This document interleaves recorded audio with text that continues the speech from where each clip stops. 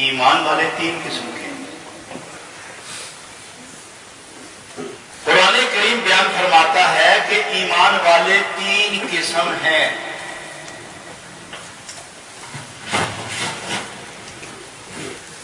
پہلی قسم ایمان والے کی وَمِنْهُمْ ظَالِمٌ لِنَفْسِهِ،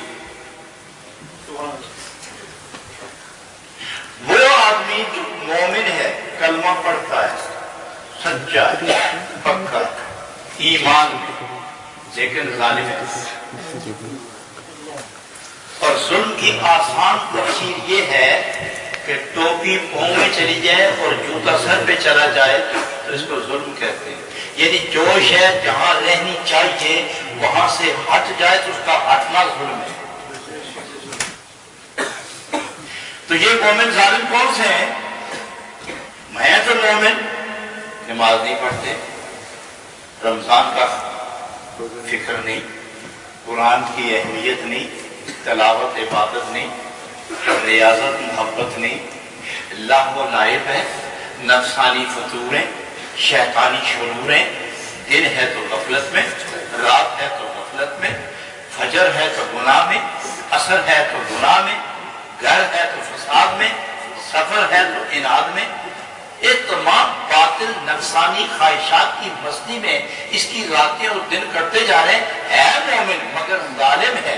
منہم ظالم لنفسہ، ان ایمان والوں میں سے ایک مومن ظالم ہے جس نے اپنی جان پر ظلم کی انتہا کر دی، اپنی حد سے ہٹ گیا۔ سبحان اللہ، یہ بھی مومن ہے۔ انکار نہیں خدا کا، نہ ذات نبی کا انکار ہے، نہ صفات نبی کا انکار ہے، وصف نبی کا قائل اور شان الوہیت کا قائل، تمام ضروری لوازمات و اسباب ایمان کے ہیں، اس کا قائل ہے، مگر اعمال میں بدحال ہے، بے قول ہے، بد عمل ہے، بد قول ہے، جھوٹ بولتا ہے، گناہ کرتا ہے، سارا وقت دنیا کے مال و اسباب میں وقت صرف کرتا ہے، وہی مال و اسباب خرچ کر کے پھر گناہ کرتا ہے۔ یہ معیب ہے تو مومن۔ اگر مومن نہ ہوتا تو نماز جنازہ کیوں پہ جا رہی ہے؟ مومن نہ ہوتا تو یہ کبھی کبھی مسجد میں آ جاتے، اس کو داخل ہونے کی اجازت کیسے مل گئی؟ مومن ہو تو کبھی کبھی قرآن میں کھول دیتا ہے، اس کو اجازت کیسے مل گئی؟ معلوم ہے مومن تو ہے مگر ظالم ہے۔ اور دوسرا مومن اور مقتصد، اور دوسرا مومن وہ ہے جس کو مقتصد کہتے ہیں۔ میں قرآن کی آیت پڑھ رہا ہوں، دوسرا مومن مقتصد ہے۔ مقتصد مومن کی کیا تعریف ہے؟ ایمان میں پکا، قول میں سچا، عقیدے میں پختہ، محبت ملی جلی، محبت کبھی اپنی کبھی اپنے محبوب، جب اپنی محبت میں ڈوبتا ہے تو گناہ کرتا ہے، اور جب یاد محبوب آتی ہے تو توبہ کر کے رونے لگتا ہے۔ اس کو مقتصد کہتے ہیں، یعنی گناہ بھی کرتا ہے اور نیکی بھی کرتا ہے، گناہ بھی کرتا ہے نیکی بھی کرتا ہے۔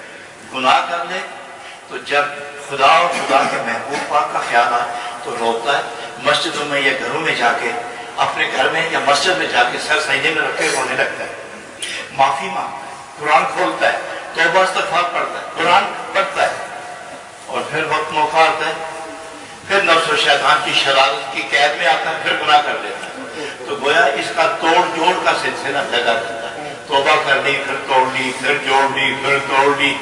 یہ کتنے قسم ہوئے مومن؟ دو۔ پہلا کون تھا؟ ظالم۔ اور ظالم مومن کی تعریف کیا ہے؟ جس کے پاس نیکی نہ ہو، آسان فرق۔ اور دوسرا مومن مقتصد۔ مقتصد مومن کی تعریف کیا ہے؟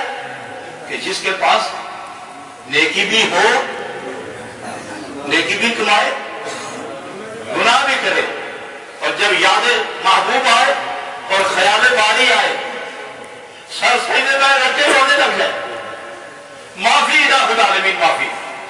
اور پھر جب اپنے پرانے دوستوں میں ملتا ہے اور نفس و شیطان اسے اکساتے، پھر گناہ کرتا ہے، تو پھر اللہ فرشتوں کو فرماتا ہے کہ یہ گناہگار ہے، بدکار ہے، باز نہیں آتا، اور صرف رکھ کے یہ نکما آدمی ایسا مکار ہے کہ رو رو کے میری رحمت کا رخ بھی پھیر دیتا ہے اور پھر اٹھ کے پھر گناہ بھی کرنے لگتا ہے۔ مجھے شرم آتی ہے اس کی کیفیت سے۔ تم ایسا کرنا کہ اب جب یہ توبہ مکمل کر دے تو اے فرشتوں ان تم میں سے 2 اس کے ساتھ لگ جائیں تاکہ آئندہ یہ گناہ کرنے نہ پائے، موت تک نیکی پر قائم رکھنا۔ تو فرشتے ساتھ ہو جاتے ہیں تاکہ وہ نیکی کرتا رہے۔ یہ تو وہ ہے مقتصد کی بات۔ اب تیسرے درجے کا مومن کون ہے؟ سابقون بالخیرات، تیسرا مومن، منہم ظالم لنفسہ ومنہم مقتصد ومنہم سابق بالخیرات۔ ایک ظالم، ایک مقتصد اور تیسرا سابق بالخیرات۔ وہ مومن جو نیکی کرنے میں اتنی سبقت کرتا ہے، اتنی سبقت کر گیا، اتنی نیکی جمع کر گیا کہ اٹھنا نیکی، بیٹھنا نیکی، سوچنا نیکی، کھانا نیکی، جاگنا نیکی، چلنا نیکی، بیٹھنا نیکی، محفل نیکی، تنہائی نیکی، بزم نیکی، رزم نیکی، بولنا نیکی، سوچنا نیکی، آنکھ بند تو نیکی، زبان بند تو نیکی، کھل گئی تو نیکی، جنگل میں ہے تو نیکی، منگل میں ہے تو نیکی، دنگل میں ہے تو نیکی، بازار میں ہے تو نیکی، چمن میں ہے تو نیکی، کوسار میں ہے تو نیکی، بھوک میں ہے تو نیکی، غربت میں ہے تو نیکی، امیر ہو گیا تو نیکی، غریب ہو گیا تو نیکی، صحت مند ہوا تو نیکی، اور مریض ہو گیا تو نیکی، یتیم ہے تو نیکی، یسیر ہے تو نیکی، فقیر ہے تو نیکی، ہر آن نیکی، فی کل مکان نیکی۔ ان کو کہتے ہیں سابقون بالخیرات۔